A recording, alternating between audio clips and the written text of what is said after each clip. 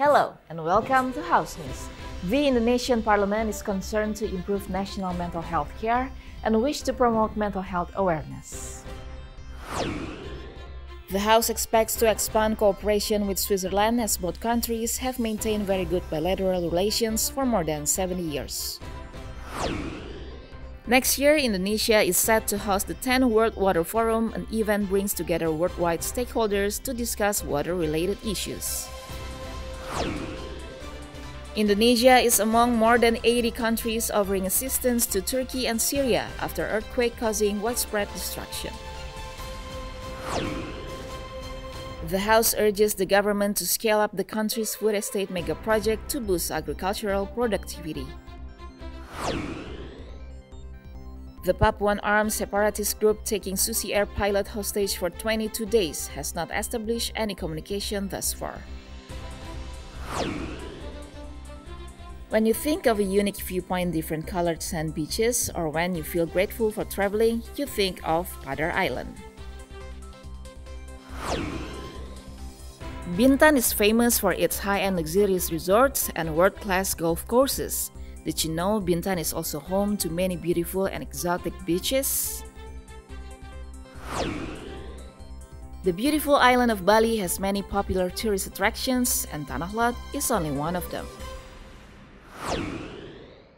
The Committee for Inter-Parliamentary Cooperation of the House explores the opportunity to strengthen the diplomatic ties with Japanese National Parliament concerning mental health issues. Vice Chairperson of the Committee for Inter-Parliamentary Cooperation or BKSAP of the House, Mardani appreciates the Japanese National Parliament who has placed significant emphasis on addressing mental health issues. Therefore, Mardani expects the House to be able to learn from Japan's experience in addressing mental health issues and improving mental health care services. Mardani suggests establishing legal frameworks to ensure mental disorders in Indonesia can be properly addressed. Sebenarnya di Undang-Undang 8 2006 juga kita sudah punya ya tentang disabilitas, tetapi memang perkembangannya luar biasa cepat ya. Karena lingkungan, karena teknologi ya. Orang kan dengan teknologi makin autis nih. Ada yang physically autis, ada yang socially autis gitu loh. Tapi efeknya sama, yaitu teralienasi dan dalam banyak hal nanti akan menjadi problem kalau tidak ditangani. Nah, kami tentu di DPR berkepentingan ya teman-teman di Komisi 8 dengan Kementerian Sosial atau di Komisi 9 dengan Kementerian Kesehatan sudah ada sebetulnya, tetapi dikaitkan dengan kedatangan tamu dari diet Jepang ini, mereka merancang program agar kita bisa kolaborasi, sharing best practice. In addition, Mardani says the mental health issues belongs to the work scope of the Commission 8 and the Ministry of Social Affairs as the work partner. Meanwhile, Commission 9 of the House will collaborate with the Ministry of Health. Mardani hopes of the regulations of mental health can provide protection and solutions for people with mental disorders. Oki Zulindra and Yoga, TVR Parliament reports. The Committee for Inter-Parliamentary Cooperation of the House encourages for more increased cooperation with Switzerland in various sectors, including in education, tourism, and free trade.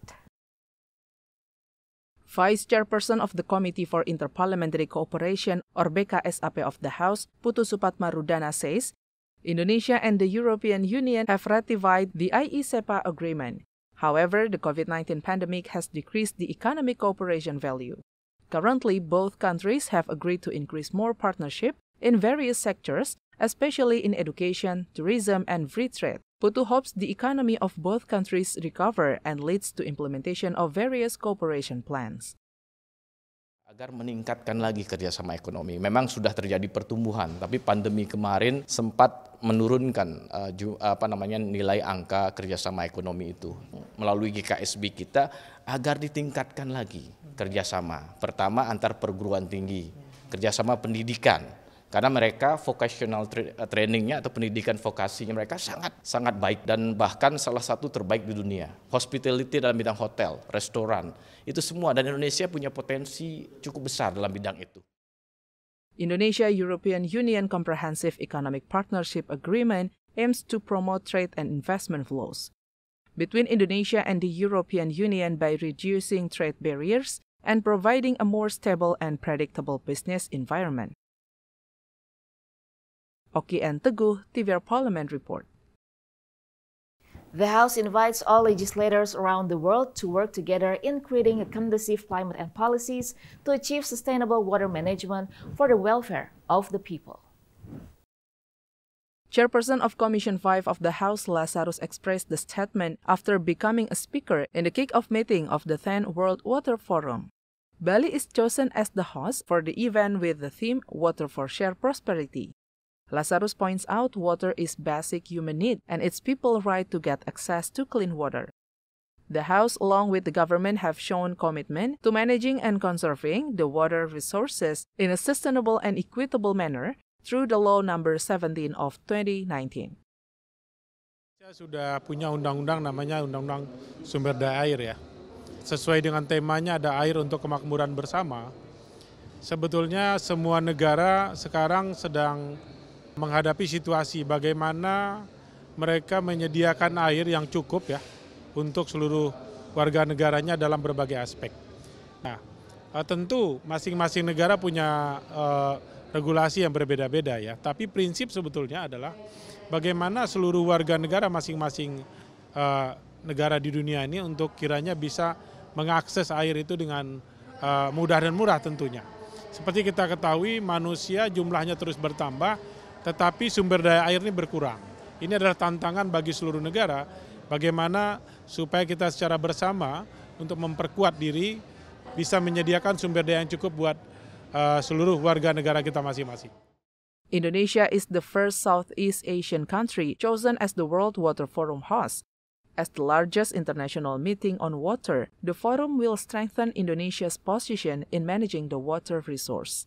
Mario, TVR Parliament Report. Stay with us on House News, only on TVR Parliament.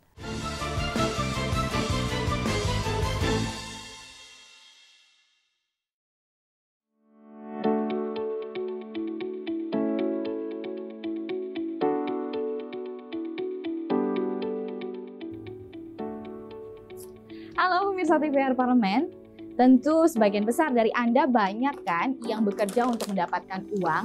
Nah, pastinya Anda ingin keuangan Anda dikelola dengan baik. Ada yang buat untuk kebutuhan sehari-hari, ada juga yang pakai untuk jajan, dan bahkan ada kok yang nabung untuk kebutuhan masa depannya. Ini.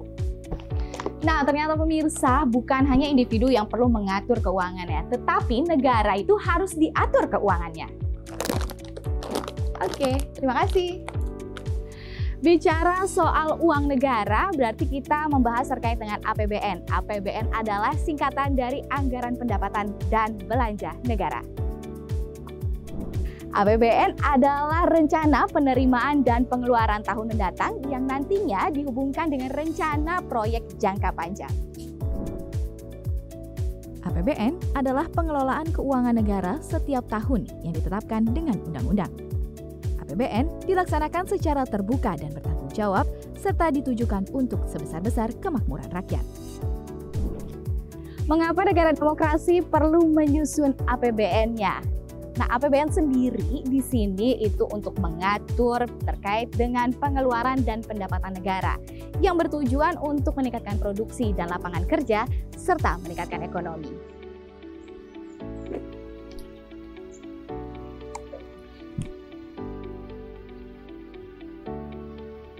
Secara teori, di mana ekonomi meningkat, pastinya masyarakat akan ikut sejahtera. Dalam APBN terdapat istilah siklus APBN, di mana di dalamnya terdapat perencanaan, pelaksanaan, pengawasan, dan juga pertanggungjawaban yang melibatkan pemerintah dan DPR RI. Siklus dalam 1 tahun APBN terdiri dari 1. Pembicaraan pendahuluan termasuk penyusunan rencana kerja. 2. Pembahasan dan penetapan RAPBN. 3. Pembahasan laporan semester 1 dan prognosis 6 bulan berikutnya. 4. Pembahasan rancangan undang-undang tentang perubahan APBN tahun berjalan. 5. Pembahasan pertanggungjawaban pelaksanaan APBN. Berdasarkan Undang-Undang tahun 1945, DPR RI memiliki 3 fungsi, diantaranya yaitu fungsi legislasi, fungsi penganggaran, dan juga fungsi pengawasan. Nah, kalau soal APBN, tentunya DPR RI berada di fungsi anggaran. Terkait dengan fungsi anggaran, DPR RI memiliki tugas dan wewenang. Di antaranya, memberikan persetujuan atas rancangan undang-undang tentang APBN yang diajukan Presiden. Memperhatikan pertimbangan DPD atas rancangan undang-undang tentang APBN dan rancangan undang-undang terkait pajak, pendidikan, dan agama. Menindaklanjuti hasil pemeriksaan atas pengelolaan dan tanggung jawab keuangan negara yang disampaikan oleh BPK. Memberikan persetujuan terhadap pemindahantanganan aset negara maupun terhadap perjanjian yang berdampak luas bagi kehidupan rakyat yang terkait dengan beban keuangan negara.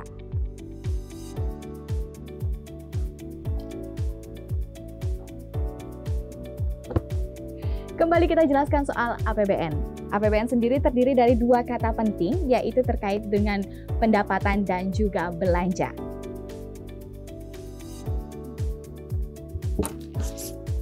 Kita jelaskan soal pendapatan dahulu, pemirsa. Nah, negara kita ini memiliki 3 sumber pendapatan.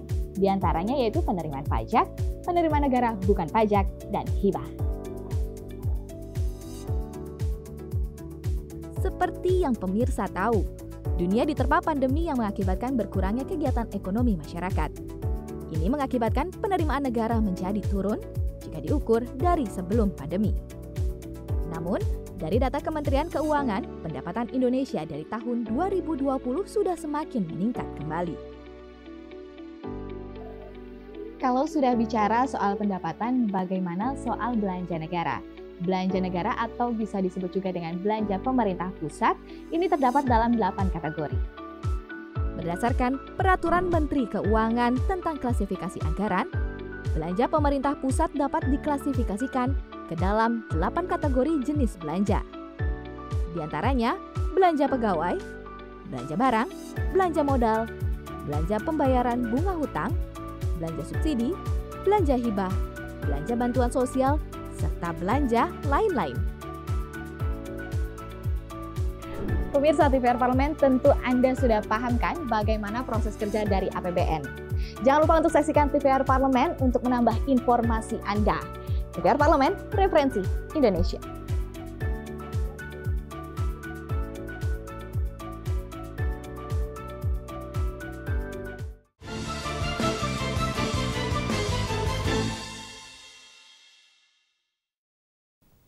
Commission 5 of the House supports the government in carrying out humanitarian mission to search the victims of earthquake in Turkey. The House commits to allocate more additional funds for urgent posts. Vice Chairperson of Commission 5 of the House, Ridwan Bae, mentions lack of budget of the National Search and Rescue Agency, or Basarnas, limits the agency in performing their duties, such as to provide humanitarian assistance to other countries hit by natural disaster. Ridwan adds the role of Basarnas in international mission will showcase Indonesia's contribution to the world. Therefore, Commission 5 of the House will send a letter to the leadership of the House, which is supposed to proceed to the related ministry to add more budget allocation for Basarnas. Karena tadi kita tanya tiada biayanya untuk keberangkatan Basarnas, berangkat ke sana. Tadi salah satu solusi yang kita sampaikan adalah kita akan bersurat kepada Kementerian Keuangan melalui Ketua DPR RI. Meanwhile, member of Commission 5 of the House, Anwar Hafid, says Basarnas is lack of ready-to-use budget for operational, such as the fund to send assistance to disaster victims in other countries. The Ministry of Finance is expected to give more concern in supporting Basarnas in performing the duties to help other countries.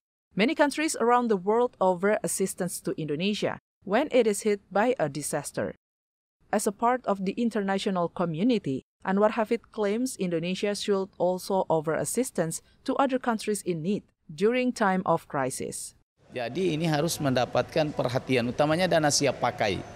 Dana siap pakai itu harus selalu ada sewaktu-waktu, sehingga tidak perlu lagi menunggu persetujuan, prosedur dan sebagainya. Basarnas langsung bergerak, termasuk misalnya bagaimana dengan saudara-saudara kita yang ada di belahan dunia yang lain. Misalnya sekarang bencana yang terjadi di Turki. Ini juga menjadi kendala karena Basarnas ini tidak memiliki dana siap pakai. Mario, TVR Parliament reports. Commission 4 of the House encourages the Ministry of Agriculture to increase food productivity and ensure national food stock. Up to the present, Food Estate Project has not worked maximally in preserving the food stock sustainability. Member of Commission 4 of the House, Saadiah Uluputi, points out the ongoing Food Estate Project has not improved national food production. Saadiah concerns the decrease of national food stock has happened for over 6 months. In addition, government has decided to conduct more food import.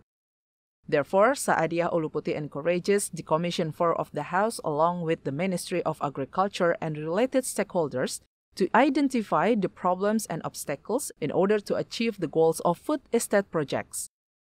Nah, sebenarnya targetnya apa sih dari food estate ini? Kalau ternyata pangan kita ataupun cadangan pangan kita harus impor gitu. Nah, salah satu target dari adanya food estate ini adalah menjaga stabilitas cadangan pangan kita di dalam negeri. Ya, swasembada pangan lah istilahnya. Karena untuk masa depan gitu kan, kita jaga pangan, jaga masa depan gitu. Tetapi di beberapa tahun terakhir ini justru trennya impor gitu. Nah, di mana kedaulatan pangan kita gitu? Padahal kita mengharapkan ada satu paradigma dalam bagaimana mengelola sumber daya alam kita dalam hal ini. Pangan sudah tentunya itu dalam rangka menjaga kondisi di dalam negeri sendiri, karena memang secara global ada terjadi yang selalu disampaikan bahwa terjadi krisis pangan. Saadiah Uluputi hopes the Food Estate Project can make Indonesia more self-sufficient in meeting domestic food needs. Dodi and Teguh, TVR Parliament report. Member of Commission 1 of the House is monitoring the process of releasing the Susi Air pilot captivated by the West Papua National Liberation Army, also known as Free Papua Organization. West Papua National Liberation Army, Free Papua Organization, has asked to exchange the life of Susi Air pilot for independence. Member of Commission 1 of the House, T.B. Hasanuddin, says the territory of the unitary state of the Republic of Indonesia cannot be negotiated for the interest of separatist group. The Coordinating Minister of Politics, Law and Security Affairs currently is undertaking persuasive approach to save the Susi Air pilot as a hostage. Akan mencoba melakukan negosiasi, ya.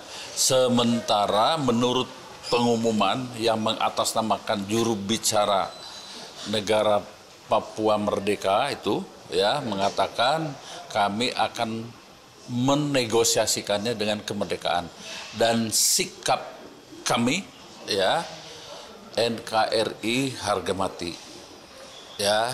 Jadi tidak bisa menegosiasikan wilayah negara kesatuan Republik Indonesia untuk kepentingan segelintir orang, ya.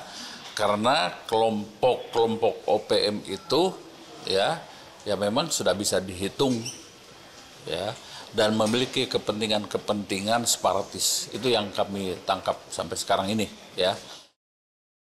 Furthermore, T.B. Hasanuddin emphasizes the importance of having legal framework to empower the national military in deciding measured and directed action. Halmi Darmawan, TVR Parliament reports. Wonderful beaches worth visiting in Indonesia. When we return, stay tuned on House News.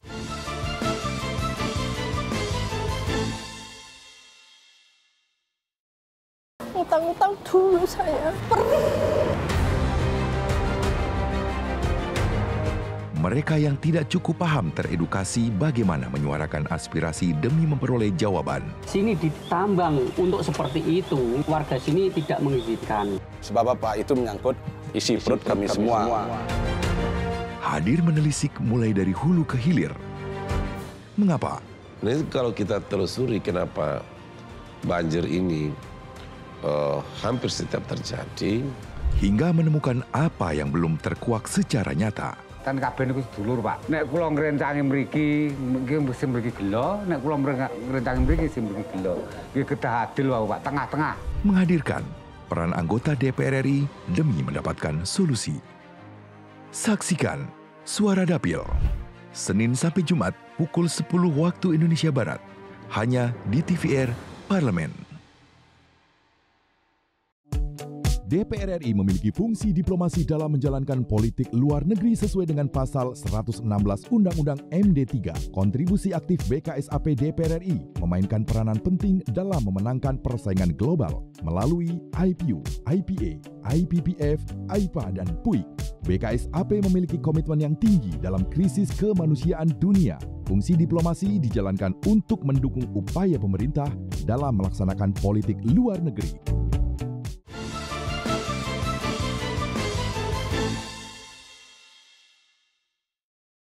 If you are planning to visit the Komodo National Park, then try to stop for a moment on Padar Island.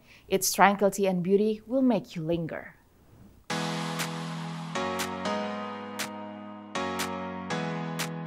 Padar Island is a part of Komodo National Park, along with Komodo Island, Rinca Island, and 26 smaller islands. Padar Island is the third largest island in Komodo National Park after the Komodo and Rinca. Despite being a part of Komodo National Park, Padar Island is no longer inhabited by Komodo dragons. The island is surrounded by several small islands and vast blue sea. The Padar Island hike has the most amazing views in Indonesia, and it's easy to do on a day trip from the town of Labuan Bajo. This place looks just like dinosaur country with rocky hills and giant bays and beaches, stretching out in all directions. The north side of Padar Island has a pink beach with unique reddish sand. You can climb the hill on Padar Island to enjoy the panoramic view from the top. The view of blue sea and the surrounding small islands are just mesmerizing.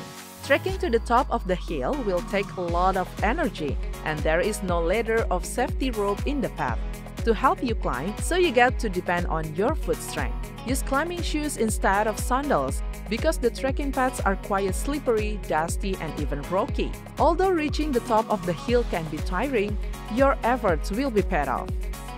From the height of Gili Padar, you will be rewarded with a stunning panorama of the hilly landscape being squeezed between two bays of turquoise waters. Do not forget to bring a camera to capture the moment. The view from the top will be so amazing that you will want to stay there forever.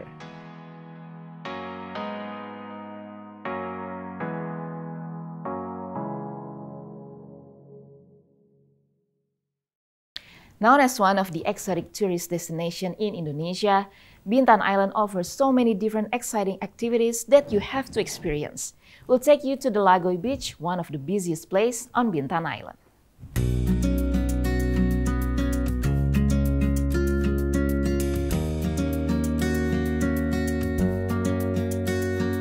Lagoy Beach is located in North Bintan Subdistrict. Its majestic view is similar to ones in Bali or Lombok. By the beauty inside the beach, there are foreigners coming along to enjoy the beach, especially for those from Singapore. It only takes 45 kilometers between Lagoy Beach and Singapore, and that makes the Singaporean come to the beach quite often. Lagoy Beach offers the magnificent natural beauty, coconut trees, white sandy beach, the rolling waves, and every detailed nuance in this beach are beautiful and worth delivered as 5-star beach. At this beach, tourists can enjoy the outdoor activities like sunbathing, swimming, snorkeling, diving, or just walking along the beach. Near to the beach, there are a lot of resorts with international standards pampering your days during vacation. For culinary satisfaction, do not worry about this privilege because there are some valuable seafood restaurants along the beach.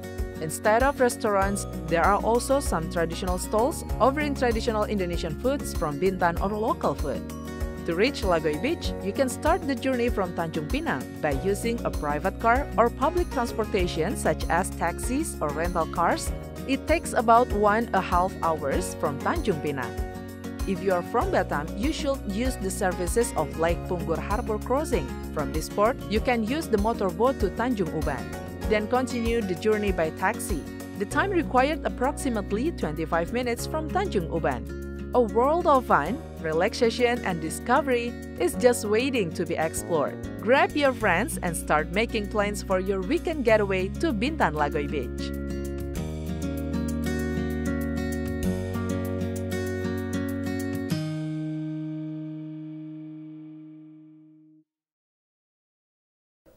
One of Bali's most important landmarks, famed for its unique offshore setting and sunset backdrops, Tanah Lot Temple is simply among Bali's not-to-be-missed icons. We bring you everything you need to know about Tanah Lot.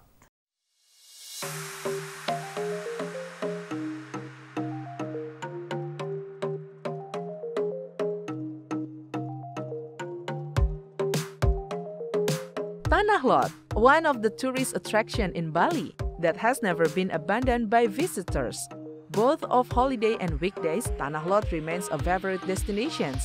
Tanah Lot has become one of the mandatory destinations for tourists from various countries. In Balinese language, Tanah Lot has two meanings, Tanah and Lot. Tanah means land and Lot means sea. So Tanah Lot means an island above the sea. You will immediately see a cliff not far from the beach. The cliff has a sacred temple that is often used by Balinese Hindus to conduct religious ceremonies. When the sea is high tide, Tanah Lot will look like a temple that seems to float above the sea. If you want to visit the temple on the cliff, you have to come on certain days, because if it's not being used for ceremonies, then the temple will be closed. Don't forget to bring a cloth to wrap around your waist. In addition, women on their periods are prohibited from entering the temple. Tanah Lot is indeed very beautiful, not only stunning, but the existence of a temple on the cliff also has a sacred impression. Tanah Lot is also the right place to see the sunset. You can enjoy the silhouette of the temple on the cliff with the background of the sun coming down to the horizon. Bali sebagai salah satu destinasi pariwisata patut kita kunjungi, apalagi dari wisata alamnya, terutama view di Tanah Lot ini sungguh luar biasa. Kemudian yang menjadi daya tarik adalah tradisi-tradisi adat. Kebetulan saat ini sudah pandemi mulai melandai, sudah barang tentu kita wajib mengunjungi Bali. Menurut saya sudah hampir 75% normal Bali untuk destinasi wisatanya. Terbukti wisman-wisman juga sudah mulai banyak berkunjung ke Bali.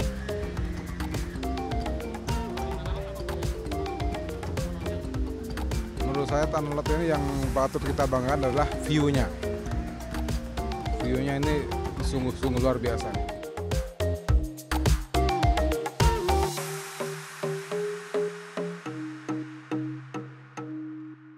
And that's House News for today. Thank you for watching everyone and have a good day.